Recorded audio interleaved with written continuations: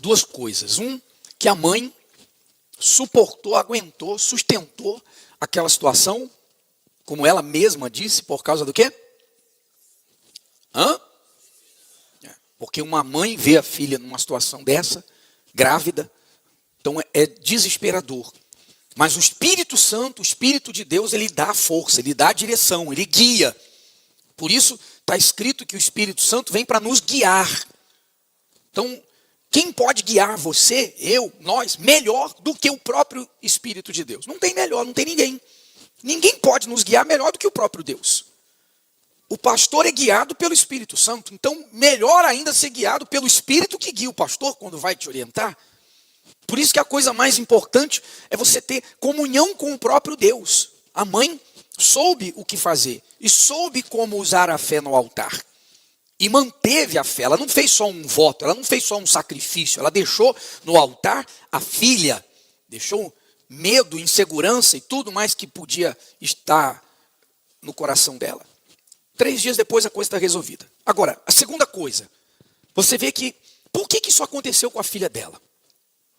Você prestou atenção? Por que aconteceu isso com a filha dela? Prestou nada. Por que, gente?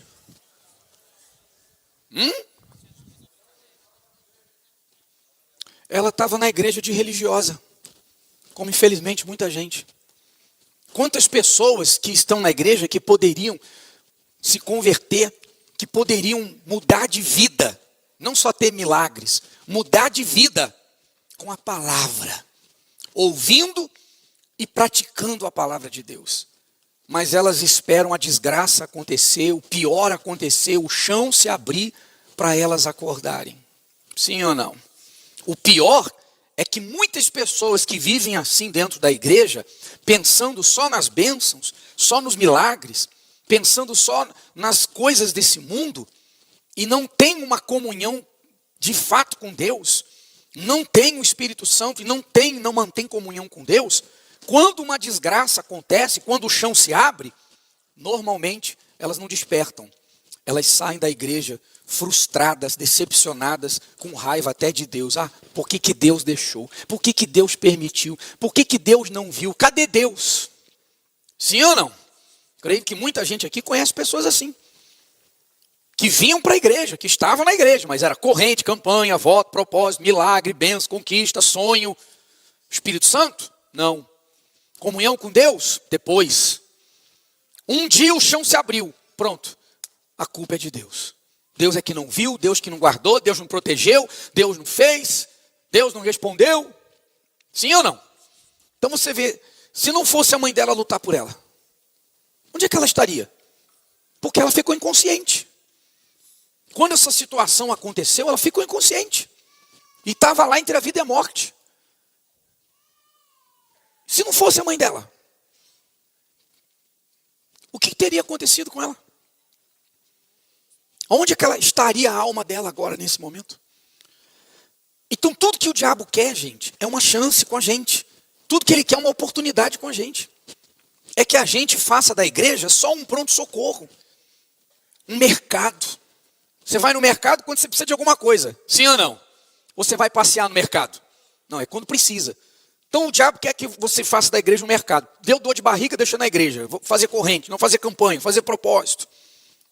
Vem para não perder. Bom, eu vou continuar fazendo corrente para mim não perder o que eu conquistei. Bênçãos. E, enfim, vários motivos. O diabo quer que a gente fique assim, na igreja, sem um relacionamento verdadeiro com Deus.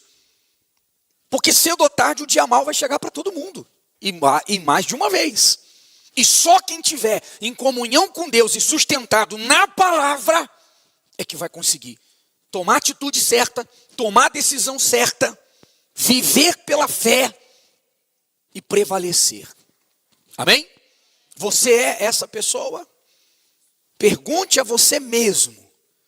Você é, eu sou essa pessoa? Nós somos? Ou nós estamos na igreja enganados, iludidos, com bênçãos, com fé, com o fato de estar na igreja? Então você vê que quando ela voltou e viu tudo que ela passou, e viu que se a mãe não tivesse o Espírito Santo, poderia ter escolhido ela ou a filha. Ou ela ou a filha teria morrido. Foi que caiu a ficha, foi que ela despertou. O que ela estava fazendo com a vida dela? Que era nada. Então você vê que ela estava grávida, não tinha marido. Não tinha marido. Então você imagina o tipo de vida que ela tinha. Mas ela vivia onde? Dentro da igreja com a mãe. Então o problema, quando você vem à igreja, só pensando em bênçãos, o problema não é com a igreja não. O problema não é com a gente não. A gente não controla a tua vida, eu não sei quem você é, você faz a tua vida o que você quiser. Sim ou não? Você não é controlado. Você não é vigiado, você não é policiado.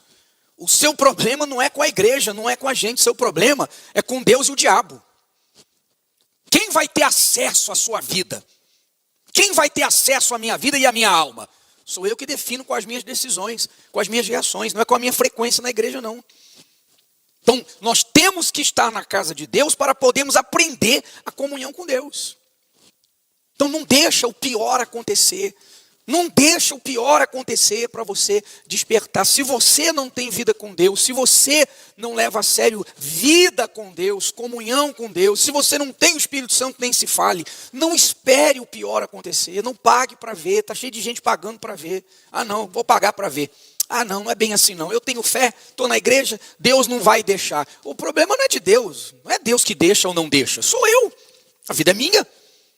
Se eu a entrego para Deus e obedeço a palavra de Deus, então Deus não pode deixar de me abençoar. Por quê? Porque Ele prometeu. O diabo não pode me destruir, porque eu dei para Deus. Se eu não pratico a palavra de Deus, Deus não pode me abençoar, porque eu estou deixando a palavra dele de lado. O diabo vai ter acesso à minha vida. Não se trata de Deus ou diabo, se trata da gente. Nós é que abrimos a porta para um ou para outro. Como já vimos em outras reuniões, nós já lemos isso. Como Jesus fala lá, a igreja lá de Laodiceia. Estou à porta. Estou aonde? Estou à porta batendo. Se você não abrir a porta, eu vou fazer o quê? Vou ficar do lado de fora. Então tem gente que está dentro da igreja, mas Jesus está batendo a porta, querendo entrar, e ela não deixa. Porque a vida dela se resume nas coisas do mundo que Deus quer dar. Coisas passageiras que Deus quer dar. Deus quer que você tenha uma vida aqui abençoada para glorificá-lo até você partir desse mundo. Isso não é um problema. O problema é que as pessoas querem priorizar essas coisas e buscar e focar somente essas coisas. Não deixe isso acontecer com você.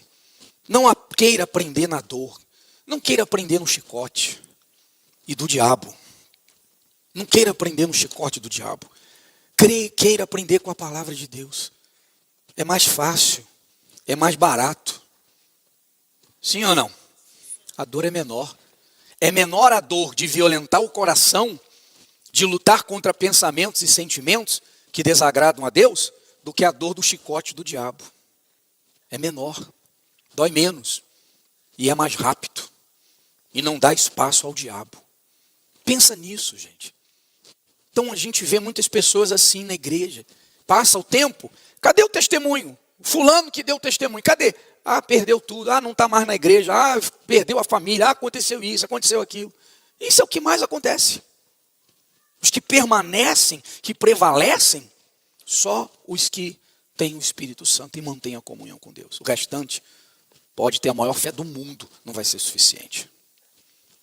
E, por falar nisso, vamos lá. Vamos falar sobre a revelação de hoje, falando de Marta e Maria e Lázaro, o que morreu. Quando ouviu, pois, que estava enfermo, ficou ainda 2 dias no lugar onde estava. Então, Jesus recebeu a notícia de que Lázaro estava doente, morrendo. Recebeu a notícia que Lázaro estava à morte. Então, Jesus recebeu a notícia que Lázaro estava... Vocês são curiosos, hein? Deixa lá o pastor acordar ele. Doente, muito doente, prestes a morrer.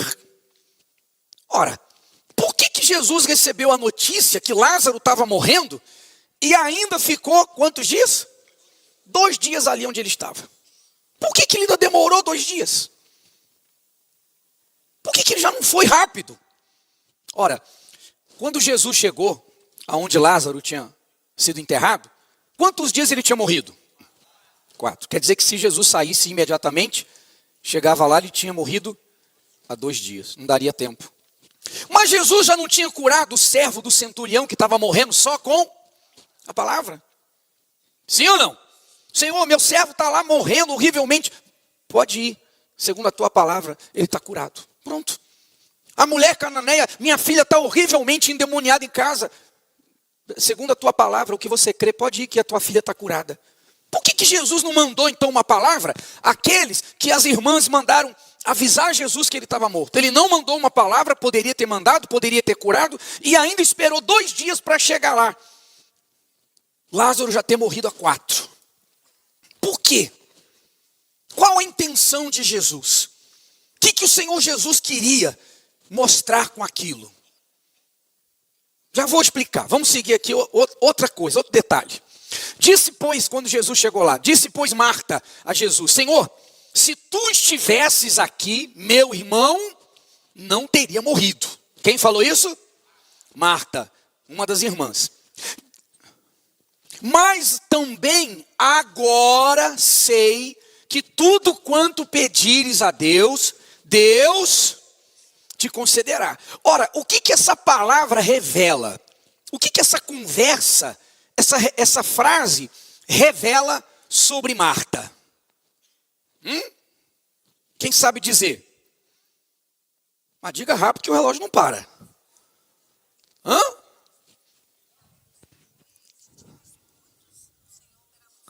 Confiava em Deus. Tinha visto muitos milagres.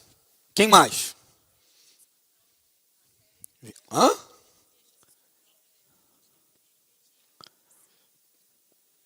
Também. Sim, mas ali o que essa frase diz sobre Marta? Vamos de novo. Mas também agora sei que tudo quanto pedires a Deus, Deus te concederá. Você conversa com uma pessoa e está numa situação gravíssima, irreversível, e essa pessoa diz: mas eu sei que Jesus é o Filho de Deus e tudo que ele pedir a Deus vai acontecer. Isso revela o que sobre a pessoa? Fé. Fé? Revela que é uma pessoa de muita fé. Ou não? Essa conversa revela uma irmã que diz: agora, quer dizer, agora o quê? Agora o quê? Nesse momento o quê? Agora que ele está morto. Está dando para entender? Se o Senhor estivesse aqui, meu irmão não teria. Mas agora mesmo ele estando morto, mesmo ele tendo morrido, eu sei que tudo quanto o Senhor pedir ao Pai, Deus... Se o Senhor tivesse aqui, ele não teria morrido. Mas agora eu sei, em outras palavras, se pedir a Deus, ele vai ressuscitar. Sim ou não? Então essas palavras mostram uma mulher de muita fé. Uma mulher de convicção. Sim ou não? E ela ainda diz: vai, querido. Disse-lhe Jesus: teu irmão há de ressuscitar. Disse-lhe Marta: eu sei que há de ressuscitar na ressurreição do último dia. Aí já começou a mudar a conversa. O que eu quero que você entenda? Que quando a gente vira religioso, a gente pensa que é uma coisa que não é. A gente pensa que tem uma fé que não tem. A gente pensa que está preparado e não está. Pensa que está pronto e não está. A religião é a pior desgraça que existe. Porque a religião faz a pessoa se enquadrar na sua doutrina, na sua religiosidade. Ela pensa: eu sou uma pessoa religiosa, conheço a Bíblia, leio a Bíblia, falo da Bíblia, canto, louvo, vou à igreja, faço isso, faço aquilo outro. Então ela se convence de que ela é uma coisa que ela não é. Se convence que ela está bem e não está. Se convence que tem uma fé que ela não tem. E tem certos momentos que ela vai necessitar estar bem, mas ela não está, mas pensa que está. Porque na conversa parece que Marta é uma mulher de muita fé, mas não era. Aquilo que ela falou foi da boca para fora, não estava entranhado nela. Não estava entranhado nela. Não estava dentro dela. Ela não disse aquilo com plena convicção. Tanto que Jesus disse que eu vou ressuscitar. Não, eu sei, no último dia. Ela não tinha acabado de dizer quando? Agora. Não tinha acabado de dizer? Agora mesmo. Se só pedir agora mesmo, ele ressuscita. Conversa fiada. Quando Jesus fala de ressuscitar, é no último dia depois, mas não agora. Aí Jesus continua. Disse-lhe, eu sou a ressurreição e a vida. Quem crê em mim, ainda que esteja morto, viverá. Disse-lhe ela, sim, Senhor, creio que tu és quem? O Cristo, o Filho de Deus, que havia de vir ao mundo. Quer dizer, eu sei, o Senhor não é um profeta. Eu creio, o Senhor não é um profeta. O Senhor não é um qualquer, o Senhor é o Filho de Deus. Tem alguma coisa que o Filho de Deus não pode fazer? Está compreendendo? Ela estava convicta de que ela tinha uma fé inabalável. De que ela tinha uma fé viva, de que ela realmente cria em Deus. Mas não cria. Não cria. Porque aí, daqui a pouco você vai observar. Você vai ver o que aconteceu.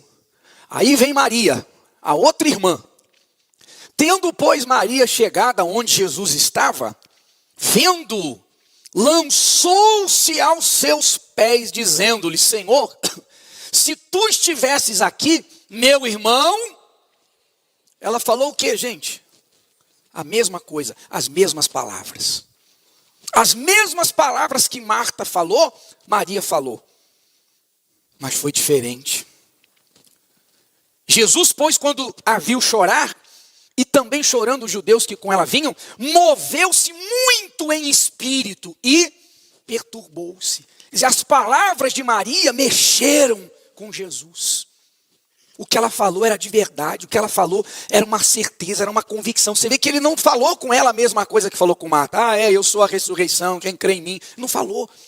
Porque quando Maria falou, ela falou com o que estava dentro dela. Mexeu com Jesus. Quando você tem uma comunhão com Deus de verdade, sua comunhão, nossa comunhão com Deus não é religiosa, não é da boca para fora, não é de recitar versículos bíblicos, está dentro de nós o temor a Deus, a confiança a Deus, o fogo da presença de Deus, isso mexe com Deus. Ela mexeu, Jesus se perturbou no sentido de ficar incomodado, de resolver aquela situação, se comoveu. Está compreendendo? Então a reação de Jesus às irmãs foi diferente. E aí vem a real condição de Marta. Que na primeira conversa, quando a gente olha assim, todo mundo cantando, orando, adorando, lendo a Bíblia e tal, parece todo mundo igual. Mas é na hora das dificuldades, tentações, pecados, problemas, exortações, que se revela o que está dentro da pessoa. Então Jesus vai e disse, tirai a pedra. Quem? Marta, irmã do defunto, disse-lhe, Senhor, já cheira mal, porque já é. Quando Jesus mandou tirar a pedra, para fazer o quê? Ressuscitar. Aquela que tinha dito, eu creio que o Senhor é o Filho de Deus. E agora, se pedir para Deus, meu irmão ressuscita. Quando ele vai ressuscitar, não, Senhor, não dá, não tira a pedra não, está cheirando mal. Espírito Santo. Deu para entender? Essa que parecia ser uma mulher de muita fé, foi a que tentou impedir o milagre. Porque no fundo, não havia comunhão profunda com Deus. Aquela fé dela era rasa, boca para fora. Quase ela impede o milagre. Quantas pessoas dentro da igreja estão impedindo o milagre? Na própria vida. Impedindo a mudança, a transformação do filho, do marido, da sua própria vida. Porque por ela não ter essa comunhão verdadeira com Deus, aprender no máximo, às vezes, recitar versículos, ela não consegue sustentar. Nem diante das tentações, do pecado, perseguições e nem de problemas. Ela desmonta. Então, a primeira conversa, ela parecia uma mulher exemplar. Na segunda conversa, já mostrou. E Maria falou o quê? O que Maria falou? É verdade, Senhor, está cheirando mal. Não. Maria falou alguma coisa? Não. Maria não se opôs. Maria estava crendo. Quem se opôs foi Marta. Oh, meu Pai. Você compreende isso? Compreende isso? Como que realmente você está? Porque se a gente se enganar na nossa comunhão com Deus, é a gente que vai sofrer, repito. É a gente que vai sofrer. É a gente que vai gemer, que vai perder. Então, vamos à raiz da coisa. Vamos à raiz. E Jesus, quando ela disse cheira mal, não te tenho dito, falado, que se creres verás. Ou seja, foi a primeira vez que Jesus falou com ela isso? Não, Jesus já tinha falado outras vezes sobre esse tipo de fé. Mas ela não tinha ouvido. Já não te falei? Foi a resposta de Jesus. Eu já não falei para você? Quer dizer, eu já falei. A gente já conversou sobre isso. Nós já conversamos sobre isso. Eu já falei sobre isso. Mas às vezes que Jesus falou com ela sobre isso, conversou sobre isso, ela não estava ouvindo. Como às vezes acontece dentro da igreja. Então vamos lá, ao início de tudo. E tinha esta, Marta, uma irmã chamada Maria, a qual, assentando-se também aos pés de Jesus, fazia o quê? Aí está o início de tudo. Jesus foi na casa de Marta e Maria, dos irmãos, e Maria logo se assentou aos pés de Jesus, para quê? Para ouvir, ela queria entender, ela queria compreender, ela queria poder praticar. Maria, a que comoveu, mexeu com o Espírito de Jesus, que fez ele ficar perturbado em espírito, em querer logo agir. Mas a Marta, que parecia ser de muita fé e que tentou impedir o milagre, não dá mais. Olha só, Marta, porém, andava distraída. Em quê? Muito serviço. É assim, hoje em dia então, se naquela época Marta estava distraída, imagina hoje. A gente não tem tempo para nada, o tempo é curto, o tempo está diminuindo, tudo é difícil, tudo é longe, tudo é complicado, trânsito, enfim, você sabe como é que é a vida, sim ou não? Muita coisa para resolver, mas você e eu, nós temos que tomar decisão, nós temos que fazer escolhas, porque se nós nos deixarmos distrair com as muitas coisas que temos para resolver, os muitos problemas, as muitas dificuldades, somos nós que vamos perecer.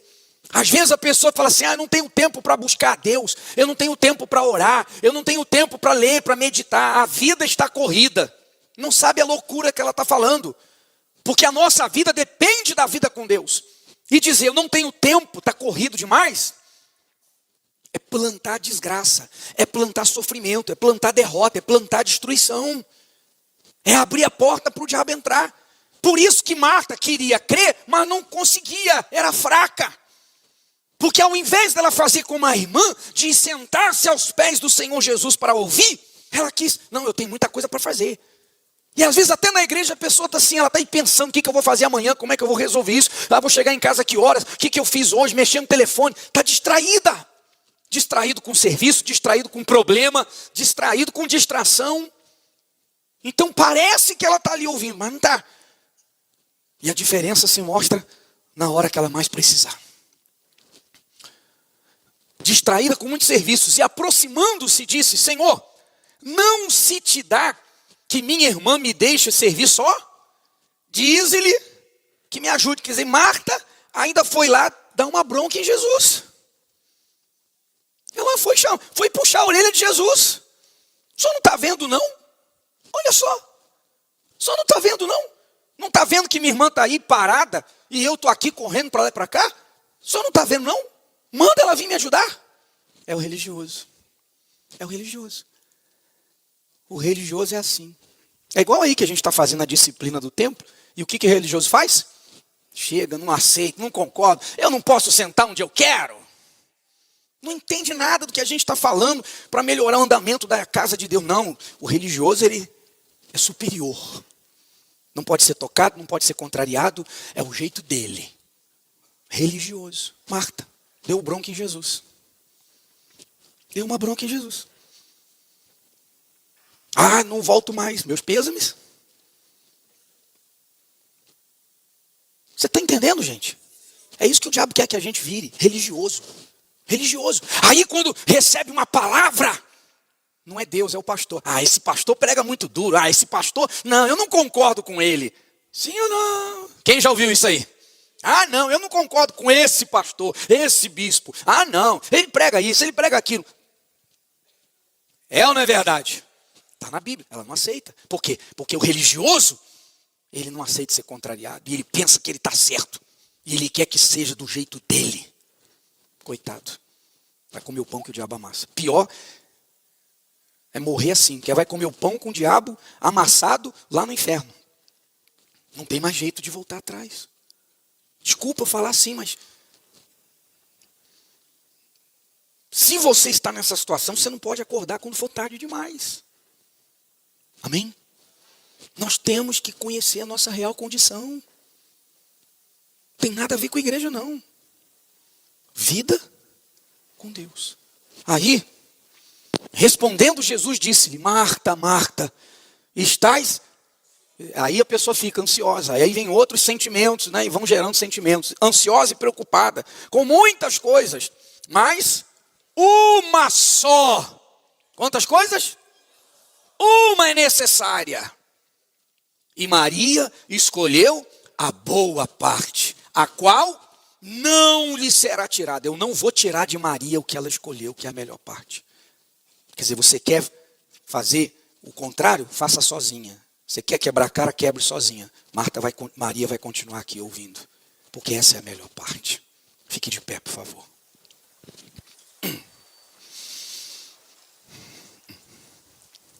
Então, eu quero fazer uma oração. Se você, de repente, você fala: bispo, eu sou assim. Eu sou uma pessoa ansiosa, preocupada. Eu vivo correndo atrás de tudo. Nem o Espírito Santo eu tenho. Não tenho o Espírito Santo. Não pedi o Espírito Santo nessa fogueira santa. Nem o jejum estou fazendo. Eu estou preocupado com o pai, com mãe. Você está destruindo a sua vida. Você está destruindo a sua vida. Mas você pode agora, nesse momento, mudar.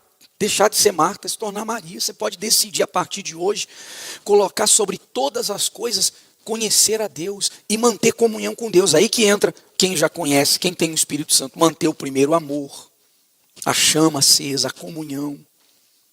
Ganhar almas. Fazer aquilo que vai agradar a Deus e não agradar a si. Quando você faz isso, você vai ter o retorno do próprio Deus. Então, se você é uma pessoa que você está aí assim, perdido, e você vê o termômetro, é a palavra de Deus. Você não aceita ser contrariado em casa, marido, pai, mãe, trabalho, seu coração briga, não está normal, não está certo. Você é uma pessoa irritadiça, você murmura tudo, reclama, chora, quer impor do seu jeito, está escravo do pecado, não tem prazer na palavra. Quarta-feira, talvez você até está se aventurando, renovação, avivamento, eu vou começar aí quarta-feira também, mas não está acontecendo nada, porque você não vem com sede, com desejo, querendo ouvir, querendo que Deus mostre. Você acha que está pronto, não, já sou de Deus. Você não está pedindo: Senhor, me revela a minha condição, tem alguma coisa que eu tenho que mudar? Não há humildade, tem alguma coisa ainda que eu preciso mudar, tem algo que eu não estou vendo. Não há sede de querer melhorar, de querer ser moldado por Deus, de crescer, não há. Então, não vai acontecer avivamento nenhum. Mas se agora você for humilde, falar com Deus e humilhar: Senhor, não deixa eu ser enganado, não deixa eu ser iludido, não deixa eu ser Marta. Só porque eu conheço a Bíblia toda, só porque isso, aquilo, outro, porque sou bispo, sou pastor, não deixa eu ser enganado. Eu não quero descobrir que eu não estou bem do pior jeito possível, não quero. Então, use esse jejum de Daniel para você mergulhar nas coisas espirituais. Buscar esse crescimento e avivamento como talvez você teve no início da sua caminhada, ou talvez você nunca teve. Fala primeiro amor, você não sabe o que é. Avivamento, você não sabe o que é. Fogo, como um vulcão dentro de você não sabe o que é. De repente você não sabe o que é isso. Comece a buscar, comece a falar com sinceridade com Deus. Para não ser o próximo a cair numa cilada. E você vai ver o que Deus vai fazer na tua vida nesse ano. Amém, pessoal? Não dá nem para sonhar, nem imaginar. Só uma coisa é importante. Só uma. O resto não é importante, necessária. Uma coisa é necessária, o resto não é necessário. O resto é o resto. Porque quando há essa uma coisa necessária, estar aos pés do Senhor Jesus, como você está aqui agora, se for de verdade, buscar a Ele, a comunhão com Ele, as outras coisas vão vir. Tudo depende dessa única coisa necessária, aos pés de Jesus, o Espírito Santo, comunhão com Deus. Amém, pessoal? Busca isso. Busque crescer, busque desenvolver a sua comunhão com Deus. Busque esse avivamento. Não aceita entrar e sair da igreja igual, não. Ou só com milagres e bem. Não aceita isso não, pessoal. Não aceita isso na sua vida. Só ter milagres, só ter bênçãos, conhecimento teórico. Não aceita não. Busque ser o próprio fogo vivo. O próprio altar onde você for, onde você entrar. Porque Deus é muito grande. Sabe qual é a revelação? Sabe por que Jesus esperou 4 dias para ressuscitar Lázaro? Ele quis chegar no 4º dia porque a tradição judaica naquela época dizia que a alma poderia, até o 3º dia, a alma poderia voltar ao corpo. Então o que Jesus queria mostrar ali? Porque ele já tinha ressuscitado outros de um dia. O que ele quis mostrar? Eu não sou um profeta. Eu não sou apenas alguém que faz milagre. Eu sou o Senhor de todas as coisas, o Senhor de tudo. Eu sou o Senhor da vida, o Senhor da morte, de tudo. E até no 4º dia, quando vocês creem que a alma já não pode voltar ao corpo, eu posso trazer a alma de volta para o corpo. Ou seja, dê para mim a sua vida, porque eu não sou mais um profeta, não sou um pastor, um pregador, eu sou a vida.